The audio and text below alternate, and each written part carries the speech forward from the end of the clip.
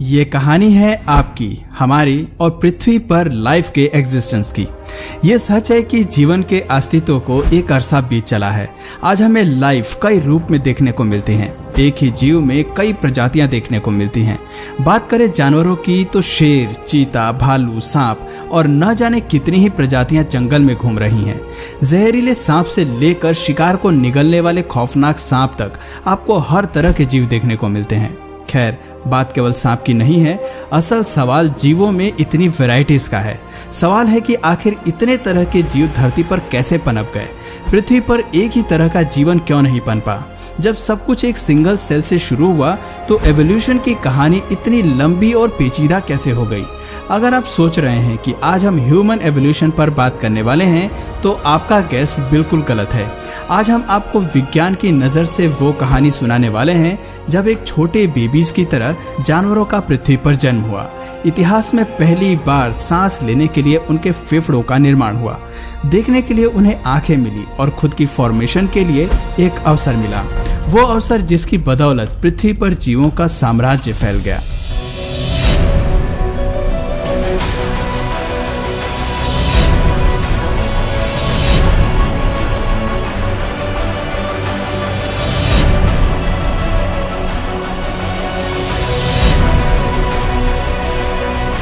चार बिलियन साल पहले ये है हमारी पृथ्वी, जिसकी सतह पर केवल खौलते लावा के सिवाय कुछ भी नहीं था। यही लावा जल्द ही 9 मिलियन लिविंग स्पीशीज के लिए उनका घर बनने वाला था। खैर, ये रास्ता इतना भी आसान नहीं था।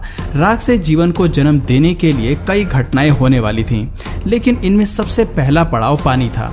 एस्ट्रॉइड्स और कॉमेट्स ने भले ही पानी को पृथ्वी पर छोड़ा, लेकिन ये पानी केमिकल्स और ऑर्गेनिक कंपाउंड से भरा था, जिन पर आसमान से कड़कती बिजली का पड़ना बाकी था।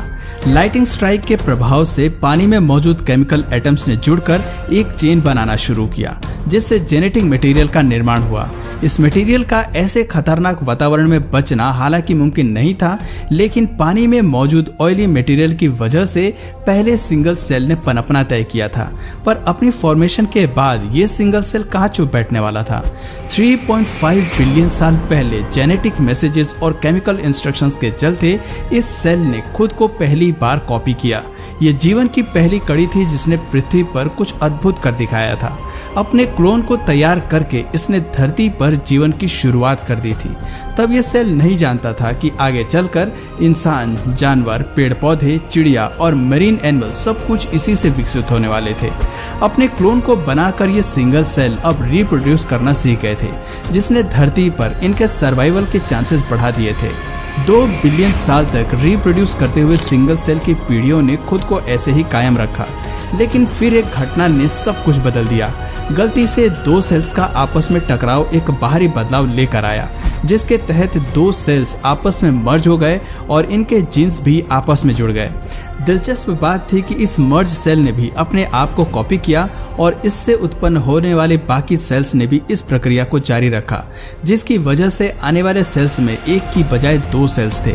अब ये सेल्स रिप्रोड्यूस करते गए, अपने आप को कॉपी करते गए और म्यूटेट होते रहे। जैसे जैसे म्यूटेशंस बढ़ती रही, पुराने जीन्स डिलीट हुए और नई फॉर्मेशन हुई और नए सेल्स बने।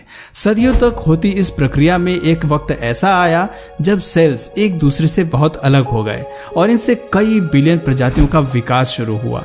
पानी के अंदर चल रही इस फॉर्मेशन से वहां कई प्रजातियां पनपने लगी, लेकिन जो हमारे विकास के लिए जिम्मेदार रहे वो थे 3 इंच लंबे वाटर वर्म। पानी के अंदर क्या आप इस जीव को देख सकते हैं? दरअसल ये हम हैं। आज से लगभग 550 मिलियन साल पहले ये वो समय था जब म्यूटेशंस के चलते मेल और फीमेल जेंडर का विकास हो चुका था। अब हमारा मकसद प्रजनन की प्रक्रिया से अपनी संख्या बढ़ाना था, ताकि ज्यादा से ज्यादा जीन्स को रिप्रोड्यूस कर सकें। इस दौर में अपने लिए साथी को ढूंढना बेहद मुश्किल था, क्योंकि मादा को पहचानने के लिए वाटर वर्म के पास ना तो आंखें थी और ना ही कोई दूसरा फीचर। ऐसे में समुद्र के काले अंधेरे में देखने की क्षमता का होना जरूरी था। हालांकि ये एक बड़ी बाधा थी, लेकिन इसको सुलझाना भी कुदरत को बहुत अच्छे से आता था। जल्द ही प्रकृति का सबसे अद्भुत और अनोखा आविष्कार दुनिया में आया। हम बात कर रहे हैं आंखों की, जिसने वाटर वर्म को पानी के अंदर अपने पार्टनर को देखने और ढूंढ निकालने की ताकत दी। इस आविष्कार के लिए सबसे पहले वाटर वर्म के कुछ स्किन सेल्स म्यूटेट हुए। अब ये जीव अंधेरे और उजाले में फर्क कर सकते थे, अपने लिए ज्यादा शिकार ढूंढ सकते थे और रिप्रोड्यूस करने के लिए अपने साथी का भी चयन कर सकते थे। इस तरह से वाटर वर्म ज्यादा समय के लिए जी सकते थे। लेकिन यही काफी नहीं था। वक्त के साथ साथ सेल्स में नई म्यूटेशन होने लगी, जिससे सभी जीवों में आंखों का विकास हुआ। आंखों के विकास के साथ ही पानी के नीचे जीव अब सब कुछ देख पाए। हैरानी की बात थी कि इन सब की शुरुआत केवल एक सिंगल सेल से शुरू हुई थी, लेकिन अब इसकी बदौलत एक मरीन वर्ल्ड का विकास हो गया था। लेकिन आसपास की दुनिया को समझना भी जरूरी था, इसलिए आंखों के पीछे मौजूद नर्व सेल्स ने आपस में इकट्ठा होना शुरू किया। शुरुआत में ये ऑर्गन बेहद छोटा था, लेकिन वक्त के साथ ये जीवों के शरीर का सबसे जरूरी और रहस्यमय हिस्सा बन गया। हम बात कर रहे हैं दिमाग की। जी हाँ दोस्तों, 521 मिलियन साल पहले जीवों में आंखों के बाद दिमाग का ही विकास हुआ। दुनिया में पहले दिमाग के विकास के साथ ही बहुत कुछ बदलने वाला था। आपको बता दें कि इस ऑर्गन का विकास तब हुआ था जब हम समुद्र में मछली के रूप में मौजूद थे, और ये मछली थी फुट लॉन्ग आर्मर्ड फिश।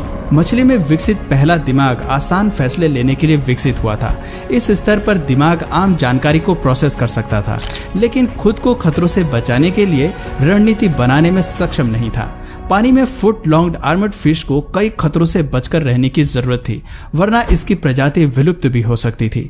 इसी खतरे से बचने के लिए 400 मिलियन साल पहले जेनेटिक चेंजेस की वजह से मछली की त्वचा पहले के मुकाबले सख्त होनी शुरू हो गई। खुद को खतरों से बचाने के लिए इन जीवों में दांत और जबड़ों का भी विकास शुरू हुआ, जिसका मतलब था कि अब ये मछली ज्यादा भोजन खा सकती थी, अपने लिए शिकार कर सकती थी। एक मजबूत शरीर के साथ 375 मिलियन साल पहले मछली में कई फीचर्स विकसित हो गए थे, जिसकी वजह से अब ये आराम से किसी भी शिकार को पकड़ सकती थी। लेकिन समस्या ये थी कि पानी के नीचे मौजूद ऑक्सीजन इसके लिए काफी नहीं था। ऑक्सीजन की कमी से पानी के अंदर इसका ज्यादा समय तक सरवाइव कर पाना आसान नहीं था। इसके अलावा वहां मौजूद टॉक्सिक कार्बन डाइऑक्साइड भी इनके लिए एक बड़ा खतरा था। हालांकि वहां भोजन की कमी नहीं थी, लेकिन ऑक्सीजन जीवन के लिए मेन इंग्रेडिएंट था, जिसे पाने के लिए इन्हें कुछ बेहद ही बड़ा करना जरूरी था। दोस्तों, कुदरत का नियम तो आप जानते ही हैं कि कुछ भी पाने के लिए रिस्क लेना ही पड़ता है। इस मछली ने भी यही किया। ऑक्सीजन के लिए फुट लॉन्ग आर्मर्ड फिश पानी की सतह पर आई और इसने ऑक्सीजन लेना शुरू किया। शरीर में ऑक्सीजन के ट्रेवल होने की वजह से धीरे धीरे लंग्स का विकास हुआ। लंग्स के विकास के साथ ही पानी में एक नई प्रजाति पनपी, जिन्हें नाम दिया गया इस्थियोस्थेगा। इस्थियोस्थेगा असल में हम ही थे, और हम हवा और पानी दोनों में सांस ले सकते थे। हवा में सांस लेने के लिए हम लंग्स का इस्तेमाल करते थे, जबकि पानी में सांस लेने के लिए हमारे पास गिल्स थे। आज हमारे पास गिल्स नहीं है, लेकिन दोनों स्थिति में सांस लेने का मैकेनिज्म हमें आता है।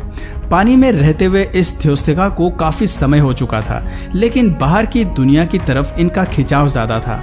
365 मिलियन साल पहले वो समय भी आया जब हमने अपना सर पानी से बाहर निकाला और हमारे सामने मौजूद जमीन की तरफ बढ़ने लगे। ये जगह हमारे लिए अनजान थी, लेकिन दिलचस्प भी। पानी के बाहर आकर हम इतिहास का रुख बदलने वाले थे और जमीन पर उस जीवन की शुरुआत करने वाले थे जो पृथ्वी का इतिहास बदलने वाली थी। फिर वो पल भी आया जब हम पानी से बाहर आए। इस्थियोस्थेगा ही वो पहले जीव थे जिन्होंने बाहर की दुनिया में आकर सब कुछ बदल दिया। लेकिन ये इतना आसान नहीं था। जमीन पर आने की कीमत भी इन्हें चुकानी थी। इनकी नर्म त्वचा सूरज की रोशनी झेलने के लिए नहीं बनी थी, इसलिए जमीन पर इनका विलुप्त होना पक्का था। लेकिन कुदरत इन्हें आसानी से खत्म होने देना नहीं चाहती थी। फिर वो दौर भी आया जब इन जीवों ने धीरे धीरे इस वातावरण में एडॉप्ट करना सीखा। सूरज की रोशनी से बचने के लिए धीरे धीरे इनकी त्वचा सख्त होती चली गई। 340 मिलियन साल पहले हम इस्थियोस्थेगा से कैसिनेरिया में तब्दील हो गए। इसके साथ ही हमें मोटी चमड़ी और पंजों का निर्माण हुआ ताकि हम जमीन की सख्त सतह पर चलने के काबिल हो सकें। धीरे धीरे हमने अपने आप को जमीन के हिसाब से ढाला, लेकिन तपती धूप में अंडों का बचना मुश्किल था। प्रजनन के लिए इस्तेमाल होने वाली पुरानी प्रक्रिया जमीन पर किसी काम की नहीं थी। ऐसे में यहाँ कैसिनेरिया ने प्रजनन की एक नई प्रक्रिया को चुना जो आज भी कायम है। आज भी सभी जीव इस प्रक्रिया से ही रिप्रोड्यूस करते हैं, जिसे हम सेक्स कहते हैं। यहीं से जीवों में सेक्स की प्रक्रिया शुरू हुई। इस प्रक्रिया की जरूरत इसलिए पड़ी ताकि बच्चे एक हार्ड शेल्स के अंदर पैदा हो सकें। ये एवोल्यूशन का एक ऐसा मास्टरपीस था जिसकी वजह से जमीन पर जीवन एक नए सिरे से शुरू हुआ। धरती पर रेप्टाइल्स वो पहले जीव थे जिन्होंने अंडे देने शुरू किए। अंडे देने की वजह से हमें नए बेबीज में जेनेटिक वैरायटी देखने को मिली। इस वैरायटी ने हमारी प्रजाति को मरने नहीं दिया। आपको बता दें कि कैसिनेरिया वो पहले जीव थे जो पूरी तरह से जमीनी सतह पर रहने के लिए एडॉप्ट हुए और इनके बच्चे भी ऐसे वातावरण में आसानी से एडॉप्ट हो गए। ये जीव पृथ्वी के खुले वातावरण में सांस ले सकते थे, चल सकते थे और खुद के वजन को भी संभाल सकते थे। लेकिन एवोल्यूशन की कहानी केवल यहीं तक सीमित नहीं थी। अभी इसके साथ बहुत कुछ होना बाकी था। ये समय रुकने का नहीं था, बल्कि एक ऐसे लाइफ को फॉर्म करने का था जो आगे चलकर पूरे अर्थ को डोमिनेट करने वाला था।